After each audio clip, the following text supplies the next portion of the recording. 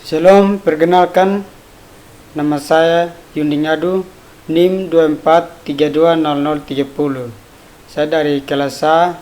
Di sini saya akan menjelaskan tentang permasalahan analisis berbagai aliran filsafat dan implikasinya dalam pendidikan jasmani.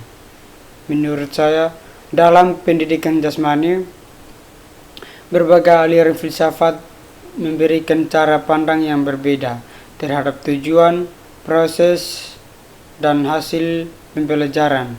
Beberapa permasalahan yang muncul antara lain: yang pertama, perbedaan tujuan pendidikan jasmani.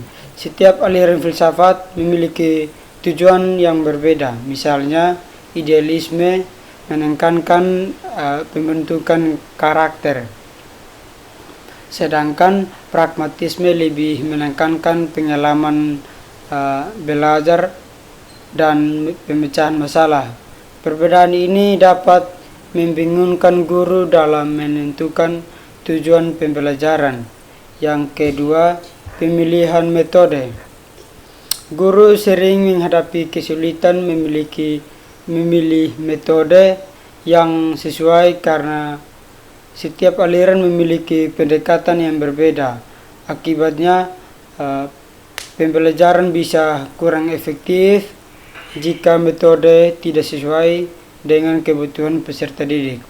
Dan yang berikut, yang ketiga, perbedaan cara menilai hasil belajar. Ada aliran yang menekankan penguasaan keterampilan gerak, sementara yang lain lebih mengutamakan perkembangan karakter, kerjasama, atau kemampuan berpikir kritis. Hal ini menyebabkan penilaian menjadi kurang seragam. Yang keempat, menyesuaikan dengan perkembangan peserta didik. Setiap siswa memiliki kemampuan fisik, minat, dan latar belakang yang berbeda. Guru harus mampu menggabungkan berbagai pendekatan filsafat agar pembelajaran dapat memenuhi kebutuhan semua peserta didik. Dan yang berikut, kelima, keseimbangan antara aspek fisik dan karakter. Pendidikan jasmani tidak hanya bertujuan meningkatkan kebugaran, tetapi juga membentuk nilai-nilai seperti disiplin, sportivitas, tanggung jawab, dan kerjasama. Menyeimbangkan kedua aspek ini menjadi tantangan tersendiri. Implikasinya, dalam pendidikan jasmani, guru perlu memahami berbagai aliran filsafat sebagai dasar dalam merancang pembelajaran. Pembelajaran harus berpusat pada peserta didik dan disesuaikan dengan kebutuhan peserta didik, perkembangan mereka. Penilaian hendaknya mencakup aspek pengetahuan, keterampilan, dan sikap. Pendidikan jasmani perlu mengembangkan kemampuan fisik, mental, sosial, dan moral seimbang. Guru dapat mengombinasikan beberapa aliran filsafat agar proses pembelajaran menjadi lebih efektif. Penjelasan lengkap aliran utama, pandangannya, serta dampaknya. Yang pertama, idealisme. Pandangan dasar: inti realitas adalah pikiran, jiwa, ide, bukan materi atau tubuh fisik. Tubuh hanyalah wadah sementara bagi siswa yang abadi. Tujuannya mengembangkan akal budi, karakter, dan nilai luhur. Implikasi dalam pendidikan jasmani: Tujuannya mengembangkan kekuatan mental dan karakter lewat aktivitas fisik, bukan sekedar kekuatan otot. Dan isinya permainan beraturan, olahraga yang melatih etika, sportivitas, dan kepemimpinan. Yang berikut metode. Guru sebagai teladan utama menekankan pemahaman nilai sebelum bergerak. Contohnya, olahraga sebagai sarana membentuk kejujuran, tanggung jawab, dan rasa hormat. Yang berikut, yang kedua, realisme. Pandangan dasarnya, realitas ada pada dunia fisik dan hukum alam yang nyata, terukur, dan tetap. Tubuh adalah bagian penting dari manusia, harus dikembangkan sesuai hukum alam. Pengetahuan didapat lewat pengamatan dan fakta yang terbukti. Implikasi dalam pendidikan jasmani. Tujuannya mengembangkan kondisi fisik yang optimal, kesehatan, dan keterampilan gerak sesuai kemampuan tubuh. Isinya latihan fisik terukur, berbagai aturan main baku, pengetahuan anatomi atau fisiologi, nutrisi, dan kebersihan. Metode pembelajaran berurutan, latihan berulang, pengukuran hasil, misalnya lari cepat atau jarak lompat. Contohnya, tes kebugaran jasmani, pembelajaran teknik gerak yang benar secara ilmiah. Yang ketiga, pragmatisme. Eksperimentalisme, pandangan dasar, kebenaran dan nilai dilihat dari kebugaran, kegunaan, dan hasil yang nyata dalam kehidupan. Manusia berkembang lewat pengalaman. Dunia terus berubah, menjadi pembelajaran harus fleksibel. Tubuh dan pikiran tidak bisa dipisahkan. Bergerak adalah cara berpikir dan belajar. Implikasi dalam pendidikan jasmani. Tujuannya membantu siswa beradaptasi dengan lingkungan, mengembangkan kemampuan, memecahkan masalah, dan hidup bermasyarakat. Isinya aktivitas beragam, bermain kelompok adalah olahraga yang disesuaikan kebutuhan siswa dan kondisi lokal. Metode siswa berbagai pusat pembelajaran, belajar sambil berbuat diskusi, modifikasi permainan. Contohnya, membuat aturan permainan baru bersama, olahraga berego untuk melatih kerjasama. Dan yang keempat, eksistensialisme.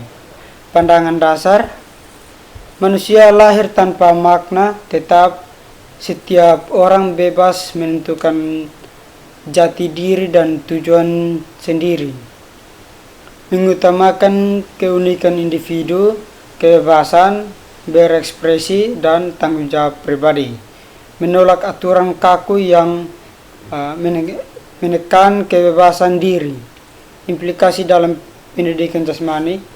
Tujuannya memberi ruang siswa mengekspresikan diri, menemukan potensi diri, dan menghargai perbedaan.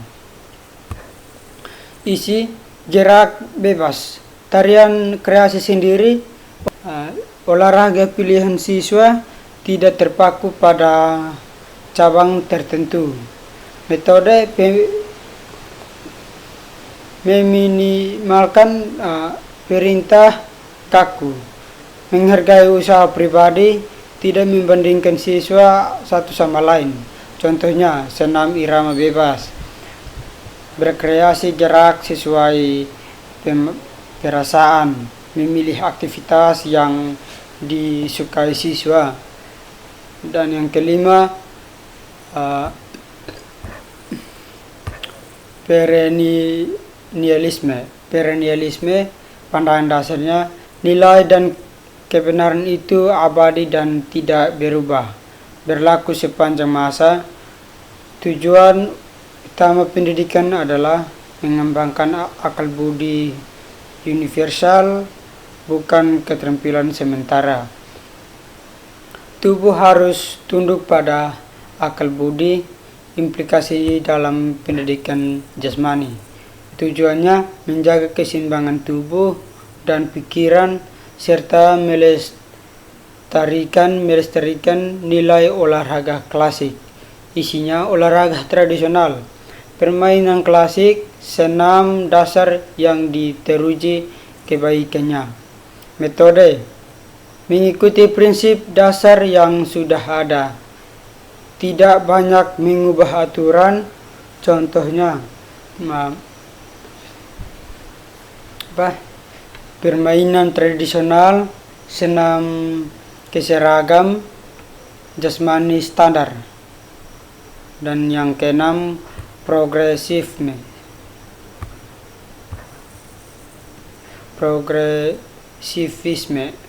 pandangan dasar. Pendidikan adalah kehidupan itu sendiri, bukan persiapan hidup di masa depan. Perkembangan anak adalah pusat. Belajar harus sesuai dengan minat terhadap pertumbuhan. Kerjasama dan pengalaman nyata lebih penting daripada menghafal teori. Implikasi dalam pendidikan jasmani, tujuannya mengembangkan potensi anak secara utuh, fisik, emosional yang menyenangkan, sosial dan intelektual. Isi permainan sesuai usia, aktivitas alam, olahraga berego, kegiatan yang menyenangkan. Metode belajar lewat bermain, kerja kelompok, menghargai proses lebih dari kemenangan. Contohnya lomba estafet, permainan kelompok tanpa penilaian juara kaku.